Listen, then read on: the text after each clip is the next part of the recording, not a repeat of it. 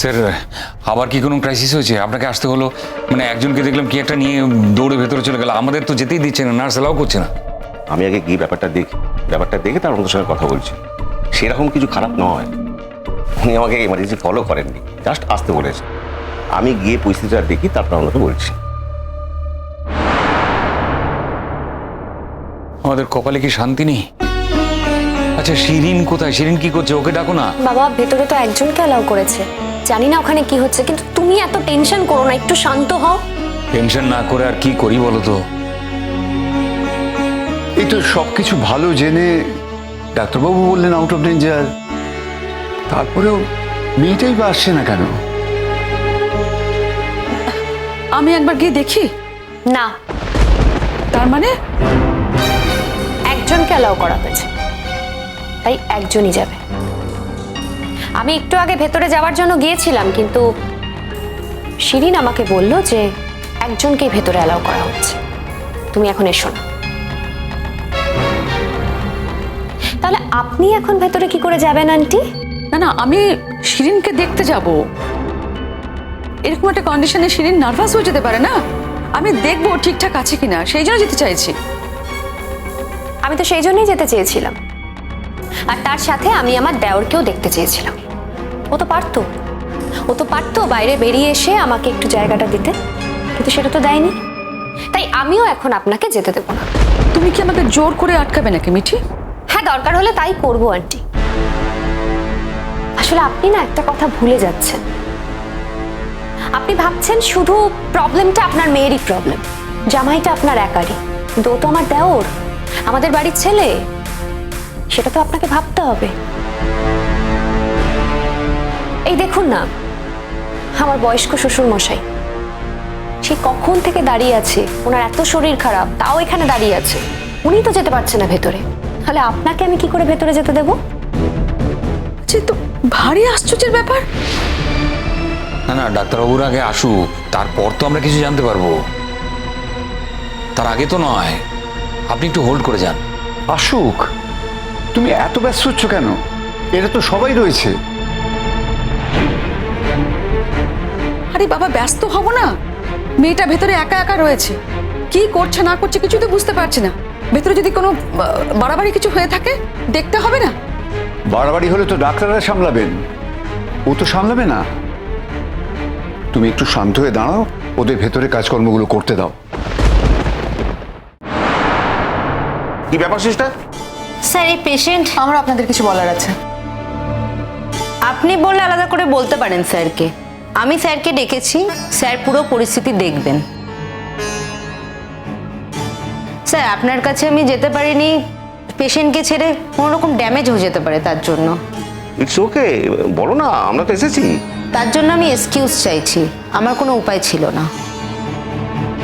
Patient এখন ফুল সেন্সে নেই, কিন্তু ঘোরের মধ্যে উনি কনস্ট্যান্ট একটাই নাম বলে যাচ্ছেন। কোন নাম? কি নাম? হ্যাঁ, তাকে তো আনতেই হবে, আর সে থাকলে পেশেন্ট দ্রুত রিকভারি করবে। আচ্ছা, শিরিন ম্যাডামের নাম বলেছি নিশ্চয়ই? আমি তাই ভেবেছিলাম, কিন্তু উনি কনস্ট্যান্ট বলছেন গুড্ডি। গুড্ডি বলে কেউ আছে কিনা জিজ্ঞেস করাতে উনি বলছেন ভুল নাম। তারপর উনি পেশেন্টের সঙ্গে যা যা করছেন, মানে পেশেন্টের গায়ে ফায়ে হাত দিয়ে যেগুলো করা উচিত না সেগুলো করছেন, পেশেন্টের সামনে উত্তেজিত হয়ে কথাবার্তা বলছেন। তাই জন্য বাধ্য হয়ে আপনাদের ডেকেছি স্যার। আমি বলেছিলাম যার নাম উনি করছেন তাকে নিয়ে আসতে। তাহলে আপনারা বিবেচনা করুন কি করা উচিত। আমি তো একজন নার্স, আমার কথা তো উনি শুনবেন না। আপনারা তো ডক্টর, আপনারা তো লাইফ সেভ করছেন, আপনাদের কথা নিশ্চয়ই উনি শুনবেন। স্যার আমি ওর ওয়াইফ, আমি এখানে দাঁড়িয়ে রয়েছি, আর এই সিস্টার তখন থেকে আমার সঙ্গে খারাপ ব্যবহার করে যাচ্ছে। দেখুন, পেশেন্টের ব্যাপারে উনি খুব কেয়ারিং, উনি কোনো রকম কম্প্রোমাইজ করেন না। ওনার যা যা বলার ছিল উনি তাই বলেছেন। এখন আপনি মানতেও পারেন, নাও মানতে পারেন, তবে উনি তো কোনো কিছু ভুল বলেননি। ডক্টর মালহোত্রাও তো তাই বলছেন। দেখি একটু। মিস্টার চ্যাটার্জি, মিস্টার অনুজ চ্যাটার্জি, আপনি কি আমার কথা শুনতে পাচ্ছেন? Guddi, love you. Guddi, Guddi, I love you.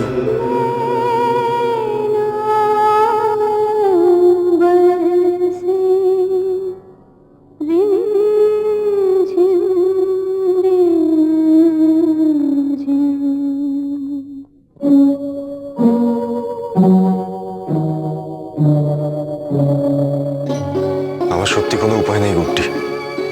সত্যি যদি আমার কোনো উপায় থাকতো তাহলে আমি তোমাকে যেতে দিতাম না।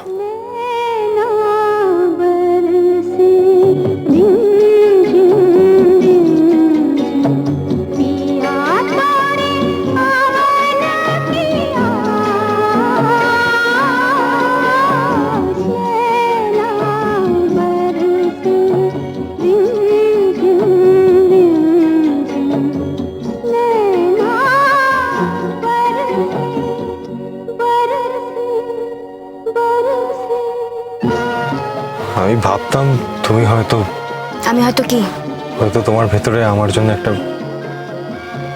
অনুভূতি আছে। না, নেই।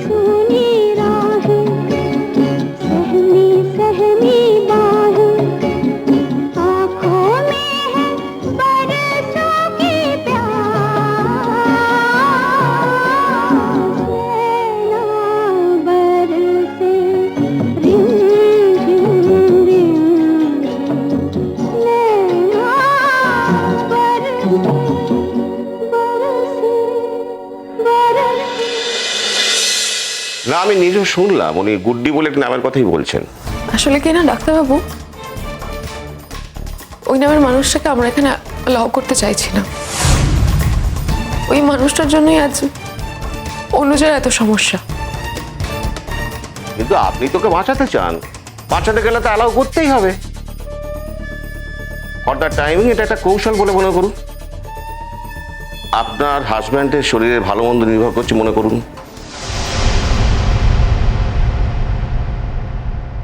দাদা, হ্যাঁ বলছি, মানে আপনারা তো বাইরে গিয়ে খাওয়া দাওয়া করবেন না? আমি কিছু খাবার এনেছি, একটু খেয়ে নিন আপনারা। আর কি খাবো? কোনো শান্তি আছে বলো? এই তো শুনলাম সব ঠিকঠাক আছে, এখন আবার ডাক্তাররা এসে সব ভেতরে গেল। হ্যাঁ, কি বলছেন? আচ্ছা ঠিক আছে, আমি একবার গিয়ে দেখে আসছি। না না না, আমাকে তো আটকানো হলো, যেতে দেওয়া হলো না। তুমি কি করে যাবে? তোমার তো যাওয়া হবে না। আপনি বোধহয় ভুলে যাচ্ছেন, আমি একজন ডক্টর, তাই আপনি আপনার নিজের সঙ্গে আমার তুলনা করতে যাবেন না, এক্ষেত্রে অন্তত করবেন না। আরে ও গেলে তো বুঝতে পারবে, ভেতরে গেলে তো সুবিধা হবে, তুমি তো বুঝতে পারবে না। না বোঝার কি আছে, আমি তো বুঝতে পারছি না। উনি আমাকে মিন করছেন, আমি ওনাকে আটকেছি তো যেতে দিইনি। তবে কেয়ারফুল, তুমি যাও, তুমি ভেতরে গিয়ে সবটা জেনে এসো। ওনারও বোঝা উচিত না যে উনি ভেতরে যাওয়া আর তুমি ভেতরে যাওয়ার মধ্যে অনেক পার্থক্য। হ্যাঁ, জি বড়দা, ডাক্তারবাবুরা কি বললেন আবার নতুন করে? আবার কি হলো? এইটুকু সময়ের মধ্যে কি হতে পারে সেটাই তো বুঝতে পারছি না। হঠাৎ একটা অ্যাটেন্ডেন্টকে ছুটে যেতে দেখলাম, আমার বুকটা কেমন ছ্যাঁত করে উঠলো। আমি জিজ্ঞেস করলাম কি হয়েছে, ওরা বললেন না দেখে আমি কিছুই বলতে পারবো না। তো ওরা তো এখনো বেরোচ্ছেন না। আর এই টেনশন নেওয়া যাচ্ছে না, এই স্ট্রেস আমি আর পাচ্ছি না। দাঁড়াও না বড়দা, কে এত গেল? মাথা ঠান্ডা করো, ও এসে সমস্তটা বলবে, আমাদের বুঝিয়ে বলবে।